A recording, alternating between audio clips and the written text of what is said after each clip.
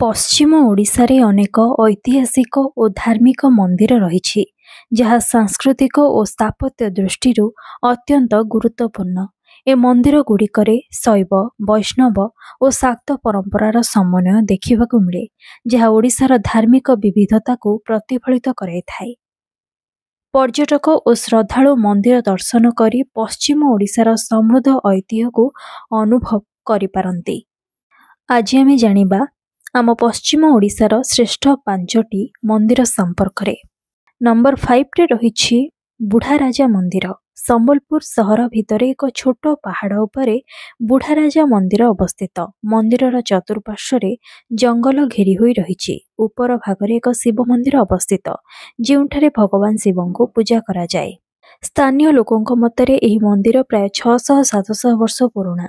ଏହା ସମ୍ବଲପୁର ରାଜାଙ୍କ ଦ୍ୱାରା ନିର୍ମିତ ହୋଇଥିଲା। ଭଗବାନ ଶିବଙ୍କୁ ସମର୍ପିତ ଏହି ମନ୍ଦିର ସ୍ଥାନୀୟ ଲୋକଙ୍କ ମଧ୍ୟରେ ବୁଢ଼ାରାଜା ବାବା ନାମରେ ପରିଚିତ। ଶୀତଳଷଷ୍ଠୀ ପଶ୍ଚିମ ଓଡ଼ିଶାର ଏକ ପ୍ରମୁଖ ପର୍ବ ଏବଂ ଏହାକୁ ମନ୍ଦିରରେ ମୁଖ୍ୟ ପର୍ବ ଭାବେ ପାଳନ କରାଯାଏ। ଏହି ଦିନ ହଜାର ହଜାର ଭକ୍ତ ଆସି ମହାଭକ୍ତିର ସହିତ ଏହି ପର୍ବକୁ ପାଳନ କରନ୍ତି। ବିଶ୍ୱାସ ଅଛି ଏହି ମନ୍ଦିରକୁ ଯିବା ପାଇଁ ଏକ ଗୁପ୍ତ ସୁଡ଼ଙ୍ଗ ଅଛି। ବୁଢ଼ାରାଜା ମନ୍ଦିର ସମ୍ବଲପୁର ଜିଲ୍ଲାର ସବୁଠାରୁ ପ୍ରସିଦ୍ଧ ମନ୍ଦିର ମଧ୍ୟରୁ ଗୋଟିଏ। ମନ୍ଦିରର ପାହାଡ଼ ଉପରୁ ସମ୍ବଲପୁର ସହରର ଏକ ଅପୂର୍ବ ସୌନ୍ଦର୍ଯ୍ୟମୟ ପରିବେଶକୁ ଆପଣ ଦେଖିପାରିବେ। ନମ୍ବର 4ରେ ରହିଛି ପାଟଣେଶ୍ୱରୀ ମନ୍ଦିର। ବଲାଙ୍ଗୀରର ପାଟଣେଶ୍ୱରୀ ମନ୍ଦିର ବଲାଙ୍ଗୀର ସହରଠାରୁ 38 କିଲୋମିଟର ଦୂରରେ ଅବସ୍ଥିତ।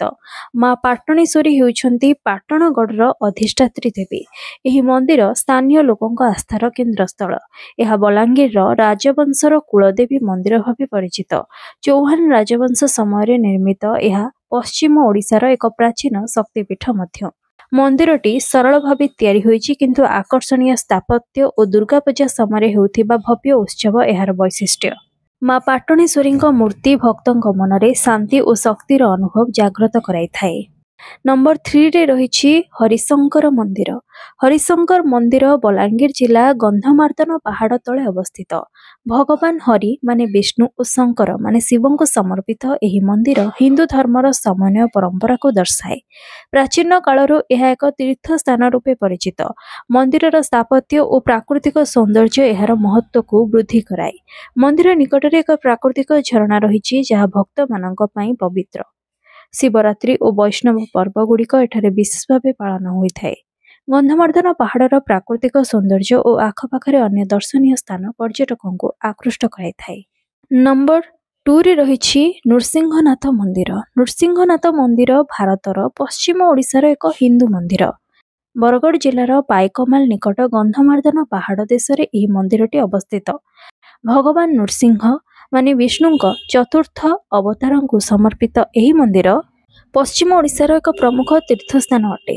ପାଟଣ ରାଜା ବୈଜଲ ସିଂ ଦେବ 15ଶ ଶତାବ୍ଦୀର ପ୍ରାରମ୍ଭରେ ଏହି ଐତିହାସିକ ମନ୍ଦିରର ଭିତ୍ତିପ୍ରସ୍ତର ସ୍ଥାପନା କରାଇଥିଲେ ବୋଲି ଐତିହ୍ୟ ରହିଛି। ଏହା ଶୈବ ବୈଷ୍ଣବ ସମନ୍ୱୟର ପ୍ରତୀକ। ମନ୍ଦିର ପାହାଡ଼ ଚୂଡ଼ାରେ ଅବସ୍ଥିତ, ଯେଉଁଠାରେ ପ୍ରାକୃତିକ ଝରଣା ଓ ଗୁମ୍ଫା ଅଛି। ଏହାର ଶାନ୍ତ ପରିବେଶ ଏବଂ ଔଷଧୀୟ ଗୁଣସମ୍ପନ୍ନ ଗନ୍ଧମାର୍ଦ୍ଦନ ପାହାଡ଼ ଭକ୍ତଙ୍କୁ ଆକର୍ଷିତ କରିଥାଏ। ଶେଷରେ ନମ୍ବର 1ରେ ରହିଛି ସମଲେଶ୍ୱରୀ ମନ୍ଦିର। ସମ୍ବଲପୁର ସହରର ମହାନଦୀ କୂଳରେ ଅବସ୍ଥିତ ମା ସମଲେଶ୍ୱରୀ ମନ୍ଦିର। ମା ସମଲେଶ୍ୱରୀ ପଶ୍ଚିମ ଓଡ଼ିଶାର ଅଧିଷ୍ଠାତ୍ରୀ ଦେବୀ ଭାବେ ଜଣାଶୁଣା। ଏହି ମନ୍ଦିର ସମ୍ବଲପୁରର ସାଂସ୍କୃତିକ ଓ ଧାର୍ମିକ ପରିଚୟର ପ୍ରତୀକ। 16ଶ ଶତାବ୍ଦୀରେ ଚୌହାନ ରାଜବଂଶ ଦ୍ୱାରା ଏହି ମନ୍ଦିର ନିର୍ମିତ ହୋଇଥିଲା। ପୁରୀ ଜଗନ୍ନାଥ ମନ୍ଦିର ପରେ ଓଡ଼ିଶାର ଦ୍ୱିତୀୟ ସର୍ବାଧିକ ଦର୍ଶନୀୟ ମନ୍ଦିର ହେଉଛି ମା ସମଲେଶ୍ୱରୀ ମନ୍ଦିର। ଏହା ଶକ୍ତିପୀଠ ଭାବେ ବିଶେଷ ମାନ୍ୟତା ପାଇଛି। ମନ୍ଦିରରେ ମା ସମଲେଶ୍ୱରୀଙ୍କ ଅନନ୍ୟ ମୂର୍ତ୍ତି ଏବଂ ପ୍ରାଚୀନ ସ୍ଥାପତ୍ୟ ବେଶ ଆକର୍ଷଣୀୟ ରହିଛି। ନୂଆଖାଇ ପର୍ବ ଏଠାରେ ବହୁତ ଧୁମଧାମରେ ପାଳନ ହୁଏ।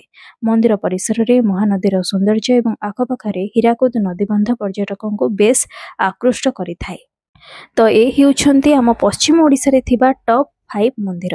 ଯଦି ଆପଣ ବି କେବେ ପଶ୍ଚିମ ଓଡ଼ିଶାକୁ ବୁଲିବାକୁ ଯାଉଛନ୍ତି, ତେବେ ନିହାତି ଏହିସବୁ ମନ୍ଦିର ବି ଦର୍ଶନ କରନ୍ତୁ।